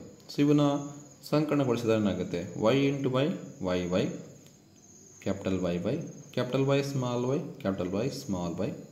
Small Y capital Y, capital Y small Y, small Y small Y, small Y small Y ಆಗುತ್ತೆ. So ಇಲ್ಲಿ ವ್ಯಕ್ತರೂಪ ಅನುಪಾತ capital Y 1, 2, 3 ಹತ್ರ ಇದೆ. ಹಾಗಾಗಿ ಹಳದಿ ಬೀಜ 3 ಇದ್ದರೆ ಹಸಿರು ಬೀಜ small Y small Y. So ಇದು ಹಸಿರು ಬೀಜ 1 ಆಗುತ್ತೆ. ಸೊ ಇದು ವ್ಯಕ್ತಿರೂಪ ಅನುಪಾತ. ವ್ಯಕ್ತಿರೂಪ ಅನುಪಾತ ಅಂದರೆ 1, 2, 3. ಸೊ 3 ಹಳದಿ ಇರುತ್ತೆ, 1 ಹಸಿರು ಇರುತ್ತೆ. ಸೊ ವ್ಯಕ್ತಿರೂಪ ಅನುಪಾತ ಹಳದಿ ಅನುಪಾತ ಹಸಿರು ತಗೊಂಡ್ರೆ 3:1 ಆಗುತ್ತೆ. ಜೀನ್ ನಮೂನೆ ಅನುಪಾತ ತಗೊಂಡ್ರೆ ಸೊ ವೈ ಅನ್ನೋದು 1 ಇದೆ, capital Y small Y, capital Y small y ಅನ್ನೋದು 2 ಇದೆ, ಸ್ಮಾಲ್ ವೈ ಅನ್ನೋದು 1 ಇದೆ. ಸೊ ಜೀನ್ ನಮೂನೆ ಅನುಪಾತ ತಗೊಂಡ್ರೆ 1:2:1 ಅಂತ ಬರೀಬೇಕಾಗುತ್ತೆ. ಸೊ ಇದು 37ನೇ ಪ್ರಶ್ನೆಗೆ ಎ ಪ್ರಶ್ನೆಗೆ ಉತ್ತರ ಆಗಿದೆ. ಚೆಕ್ಕರ್ ಬೋರ್ಡ್ ಇದು ವೆರಿ ಇಂಪಾರ್ಟೆಂಟ್ ಕ್ವಶನು. ಸೊ ಇದೇ ರೀತಿ ಕ್ವಶನ್ಸ್ ಮೇನ್ ಎಕ್ಸಾಮಲ್ಲಿ ಬರುತ್ತೆ. ಆದರೆ ಇಲ್ಲಿ ವೈ ಜಾಗದಲ್ಲಿ RR XX ಬರ್ಬೋದು ಅಥವಾ TT ಬರ್ಬೋದು. ಸೊ ಯಾವ್ದು ಬರುತ್ತೆ ನೋಡಿ ನೀವು ಚೆಕ್ಕರ್ ಬೋರ್ಡನ್ನು ಹಾಕಬೇಕಾಗುತ್ತೆ ವಿದ್ಯಾರ್ಥಿಗಳೇ. ಸೊ ಇದರಲ್ಲಿ ಬಿ ಪ್ರಶ್ನೆ ಇದೆ. ಬಿ ಪ್ರಶ್ನೆಗೆ ಉತ್ತರವನ್ನು ನೋಡೋಣ. ಸೊ ಬಿ ಪ್ರಶ್ನೆಗೆ ಎಲ್ಲ ಮಕ್ಕಳು ತಮ್ಮ ತಾಯಿಯಿಂದ X ವರ್ಣತಂತುವನ್ನು ಪಡೆದುಕೊಳ್ಳುತ್ತಾರೆ. ಸೊ ತಂದೆಯಿಂದ X ವರ್ಣತಂತುವನ್ನು ಪಡೆದ ಮಗು ಹುಡುಗಿ ಆಗುತ್ತದೆ. ತಂದೆಯಿಂದ Y ವರ್ಣತಂತುವನ್ನು ಪಡೆದ ಮಗು ಹುಡುಗನಾಗುತ್ತದೆ. ತಾಯಿಯಿಂದ ಇಬ್ಬರಿಗೂ XX ಬರುತ್ತೆ. ತಂದೆಯಿಂದ X ಬಂದರೆ ಹುಡುಗಿ ಆಗುತ್ತೆ, ತಂದೆಯಿಂದ Y ಬಂದರೆ ಹುಡುಗ ಆಗುತ್ತೆ. ಸೊ ಇದು ಬಿ ಪ್ರಶ್ನೆಗೆ ಉತ್ತರ ಆಗಿದೆ ವಿದ್ಯಾರ್ಥಿಗಳೇ. ಸೊ ಮುಂದಿನ ಪ್ರಶ್ನೆಗೆ ಹೋಗೋಣ. ಕೊನೆಯ ಪ್ರಶ್ನೆ. ಸೊ 16ನೇ ಮೇನ್ ಕೆಳಗಿನ ಪ್ರಶ್ನೆಗೆ ಉತ್ತರಿಸಿ. ಒಂದು ಪ್ರಶ್ನೆ 5 ಅಂಕ, ಟೋಟಲ್ 5 ಅಂಕ. ಸೊ ಅಲ್ಲಿ 38ರಲ್ಲಿ 3 ಪ್ರಶ್ನೆಗಳಿದೆ ABC ಅಂತ. ಸೊ ಎ ಪ್ರಶ್ನೆ, ಮಾನವರಲ್ಲಿ ಅನುಸರಿಸುವ ವಿವಿಧ ಗರ್ಭನಿರೋಧಕ ವಿಧಾನಗಳು ಯಾವುವು? ಗರ್ಭನಿರೋಧಕ ವಿಧಾನಗಳು ಯಾವುವು ಅಂತ ಬರೀಬೇಕಾಗುತ್ತೆ 1ನೇ ಪ್ರಶ್ನೆ. 2ನೇ ಪ್ರಶ್ನೆ ಬಿ, ತುಂಡರಿಕೆ ಮತ್ತು ಪುನರುತ್ಪಾದನೆಗಳ ನಡುವಣ ಯಾವುದಾದರೂ ಒಂದು ವ್ಯತ್ಯಾಸವನ್ನು ಬರೆಯಿರಿ. ತುಂಡರಿಕೆ ಮತ್ತು ಪುನರುತ್ಪಾದನೆಗಳ ನಡುವಣ ಯಾವುದಾದರೂ ಒಂದು ವ್ಯತ್ಯಾಸವನ್ನು ಬರೆಯಿರಿ ಅಂತಿದೆ. ನಿಷೇಚನದ ನಂತರ ಹೂವಿನಲ್ಲಿ ಆಗುವ ಬದಲಾವಣೆಗಳೇನು? ನಿಷೇಚನ ಆದಮೇಲೆ ಹೂವಿನಲ್ಲಿ ಏನೆಲ್ಲ ಬದಲಾವಣೆಗಳಾಗುತ್ತೆ ಅಂತ. ಸೊ 2 ಮಾರ್ಕ್ಸ್ ಮತ್ತು 1 ಮಾರ್ಕ್ ಆಗುತ್ತೆ. ಟೋಟಲ್ 5 ಮಾರ್ಕ್ಸ್ ಈ ಮೇನಿಂದ ನಿಮಗೆ ಬರುತ್ತೆ ವಿದ್ಯಾರ್ಥಿಗಳೇ. ಹಾಗಾದರೆ ಈ ಒಂದು ಪ್ರಶ್ನೆಗೆ ಉತ್ತರವನ್ನು ನೋಡೋಣ. ಸೊ 38ನೇ ಪ್ರಶ್ನೆಗೆ ಎ, ಮಾನವರಲ್ಲಿ ಅನುಸರಿಸುವ ವಿವಿಧ ಗರ್ಭನಿರೋಧಕ ವಿಧಾನಗಳು. ಸೊ 1ನೇದು, ವೀರ್ಯಾಣುವು ಅಂಡಾಣುವನ್ನು ತಲುಪದಂತೆ ಯಾಂತ್ರಿಕ ತಡೆಯನ್ನು ಉಂಟು ಮಾಡುವುದು 1ನೇದು. 2ನೇದು, ಶಿಶ್ನದ ಮೇಲೆ ಕಾಂಡೋಮ್ ಧರಿಸುವುದು ಅಥವಾ ಯೋನಿಯೊಳಗೆ ಚೀಲವನ್ನು ಧರಿಸುವುದು. 3ನೇದು, ಗರ್ಭನಿರೋಧಕ ಸಾಧನಗಳಾದ ವಂಕಿ ಅಥವಾ ಕಾಪರ್ ಟೀಯನ್ನು ಹಾಕಿಕೊಳ್ಳುವುದು. 4, ಮಾತ್ರೆಯ ರೂಪದಲ್ಲಿ ದೇಹದ ಹಾರ್ಮೋನ್ಗಳ ಸಮತೋಲನ ಬದಲಾಯಿಸುವುದು. ಶಸ್ತ್ರಚಿಕಿತ್ಸೆ ಮಾಡಿಸಿಕೊಳ್ಳುವುದು. ಸೊ ಇದು ಗರ್ಭನಿರೋಧಕ ವಿಧಾನಗಳು ಇದಿಷ್ಟು. ನೆಕ್ಸ್ಟ್, ತುಂಡರಿಕೆಗೆ ಮತ್ತು ಪುನರುತ್ಪಾದನೆಗೆ ವ್ಯತ್ಯಾಸವನ್ನು ಕೇಳಿದರೆ. ಸೊ ನಾನು ಬಾಕ್ಸ್ ಹಾಕಿಲ್ಲ, ಹಾಗೆ ಬರೆದಿದ್ದೀನಿ. ಸೊ ಬಾಕ್ಸ್ ಹಾಕಿ ಬರೆದ್ರೆ ಅನುಕೂಲ ಆಗುತ್ತೆ. ಸೊ ತುಂಡರಿಕೆ ಅಂದ್ರೇನು? ಇದು ಜೀವಿಗಳಲ್ಲಿ ಸಂತಾನೋತ್ಪತ್ತಿಯ ವಿಧಾನವಾಗಿದೆ. ಇದರಲ್ಲಿ ಒಂದು ಜೀವಿಯು ಅನೇಕ ಸಣ್ಣ ಸಣ್ಣ ತುಂಡುಗಳಾಗಿ ವಿಭಜನೆ ಹೊಂದುತ್ತದೆ. ಪ್ರತಿಯೊಂದು ತುಂಡು ಸಹ ಒಂದು ಜೀವಿಯಾಗಿ ಬೆಳವಣಿಗೆ ಹೊಂದುತ್ತದೆ. ಸೊ ಪ್ರತಿಯೊಂದು ಜೀವಿಯು ತುಂಡು ಸಹ ಒಂದು ಜೀವಿಯಾಗಿ ಬೆಳವಣಿಗೆ ಹೊಂದುತ್ತದೆ. ಸೊ ಇದು ತುಂಡರಿಕೆ ಆಗಿದೆ. ಇನ್ನು ಪುನರುತ್ಪಾದನೆಗೆ ಬಂದರೆ, ಸೊ ಇದು ಜೀವಿಗಳಲ್ಲಿ ಸಂತಾನೋತ್ಪತ್ತಿಯ ವಿಧಾನವಲ್ಲ, ಕೇವಲ ದುರಸ್ತಿಯ ವಿಧಾನವಾಗಿದೆ ಪುನರುತ್ಪಾದನೆ. ಇದರಲ್ಲಿ ಆಕಸ್ಮಿಕವಾಗಿ ಜೀವಿಯ ದೇಹದ ಯಾವುದೇ ಭಾಗ ಕತ್ತರಿಸಲ್ಪಟ್ಟಾಗ ಆ ಭಾಗವು ಪುನಃ ಬೆಳೆಯಲ್ಪಡುತ್ತದೆ. ಸೊ ಇದು ತುಂಡರಿಕೆಗೆ ಮತ್ತು ಪುನರುತ್ಪಾದನೆಗೆ ಇರತಕ್ಕಂತಹ ವ್ಯತ್ಯಾಸವಾಗಿದೆ. ಹಾಗೆ ಕೊನೆಯ ಪ್ರಶ್ನೆ ಇದೆ ಸಿ, ಅದಕ್ಕೆ ಉತ್ತರವನ್ನು ನೋಡೋಣ. ನಿಷೇಚನದ ನಂತರ ಹೂವಿನಲ್ಲಿ ಏನೆಲ್ಲ ಬದಲಾವಣೆಗಳಾಗುತ್ತೆ ಅಂತ ನೋಡೋಣ. ಸೊ ಸಿ ಪ್ರಶ್ನೆಗೆ ಉತ್ತರ, ನಿಷೇಚನದ ನಂತರ ಹೂವಿನಲ್ಲಿ ಆಗುವ ಬದಲಾವಣೆಗಳು ಏನು? ನಿಷೇಚನದ ನಂತರ ಅಂಡಾಣುವಿನ ಒಳಗೆ ಯುಗ್ಮಜವು ಹಲವು ಬಾರಿ ವಿಭಜನೆ ಹೊಂದಿ ಭ್ರೂಣವನ್ನು ಉಂಟು ಮಾಡುತ್ತದೆ. ಅಂಡಾಣುವಿನ ಒಳಗೆ ಯುಗ್ಮಜ ಹಲವು ಬಾರಿ ವಿಭಜನೆ ಹೊಂದಿ ಭ್ರೂಣವನ್ನು ಉಂಟು ಮಾಡುತ್ತದೆ. ಅಂಡಾಣುವಿನ ಸುತ್ತ ಒಂದು ಒರಟಾದ ಪದರವು ಬೆಳೆದು ನಿಧಾನವಾಗಿ ಬೀಜವಾಗಿ ಪರಿವರ್ತನೆಗೊಳ್ಳುತ್ತದೆ. ಅಂಡಾಶಯವು ಕ್ಷಿಪ್ರವಾಗಿ ಬೆಳೆದು ಮಾಗಿ ಹಣ್ಣಾಗುತ್ತದೆ. ಪುಷ್ಪದಳ, ಪುಷ್ಪಪತ್ರ, ಕೇಸರಗಳು, ಶಲಾಕನಳಿಕೆ ಮತ್ತು ಶಲಾಕಾಗ್ರಗಳು ಸುಕ್ಕಾಗಿ ಉದುರಿ ಹೋಗುತ್ತವೆ. ಸೊ ನಿಷೇಚನದ ನಂತರ ಏನಾಗುತ್ತೆ ಅಂದರೆ ಅಂಡಾಣುವಿನ ಒಳಗೆ ಯುಗ್ಮಜವು ಹಲವು ಬಾರಿ ವಿಭಜನೆ ಹೊಂದಿ ಭ್ರೂಣ ಆಗುತ್ತೆ. ಅಂಡಾಣುವಿನ ಸುತ್ತ ಒಂದು ಒರಟಾದ ಪದರ ಬೆಳೆದು ನಿಧಾನವಾಗಿ ಬೀಜವಾಗಿ ಪರಿವರ್ತನೆಗೊಳ್ಳುತ್ತೆ. ಅಂಡಾಶಯವು ಕ್ಷಿಪ್ರವಾಗಿ ಬೆಳೆದು ಹೂವು ಮಾಗಿ ಹಣ್ಣಾಗುತ್ತದೆ. ಅಂಡಾಶಯ ಕ್ಷಿಪ್ರವಾಗಿ ಬೆಳೆದು ಮಾಗಿ ಹಣ್ಣಾಗುತ್ತದೆ. ಪುಷ್ಪದಳ, ಪುಷ್ಪಪತ್ರ, ಕೇಸರಗಳು, ಶಲಾಕನಳಿಕೆ ಮತ್ತು ಶಲಾಕಾಗ್ರಗಳು ಸುಕ್ಕಾಗಿ ಉದುರಿ ಹೋಗುತ್ತವೆ. ಸೊ ಇದಿಷ್ಟು ಕೊನೆಯ ಪ್ರಶ್ನೆಗೆ ಉತ್ತರವಾಗಿದೆ ವಿದ್ಯಾರ್ಥಿಗಳೇ. ಇಲ್ಲಿಗೆ ವಿಜ್ಞಾನ ಪ್ರಶ್ನೆ ಪತ್ರಿಕೆಗೆ ಸಂಬಂಧಪಟ್ಟಂತೆ ಎಲ್ಲ ಪ್ರಶ್ನೆಗಳಿಗೂ ಉತ್ತರಗಳನ್ನು ಅಭ್ಯಾಸ ಮಾಡಿದ್ವಿ ವಿದ್ಯಾರ್ಥಿಗಳೇ. ಸೊ ಇವತ್ತಿನ ಒಂದು ವಿಡಿಯೋ ನಿಮಗೆ ಇಷ್ಟವಾದರೆ ಪ್ಲೀಸ್ ಲೈಕ್ ಮಾಡಿ, ಶೇರ್ ಮಾಡಿ ಹಾಗೂ ಸಬ್ಸ್ಕ್ರೈಬ್ ಮಾಡೋದನ್ನು ಮರಿಬೇಡಿ ಅಂತ ಹೇಳ್ತಾ thank you for watching this video.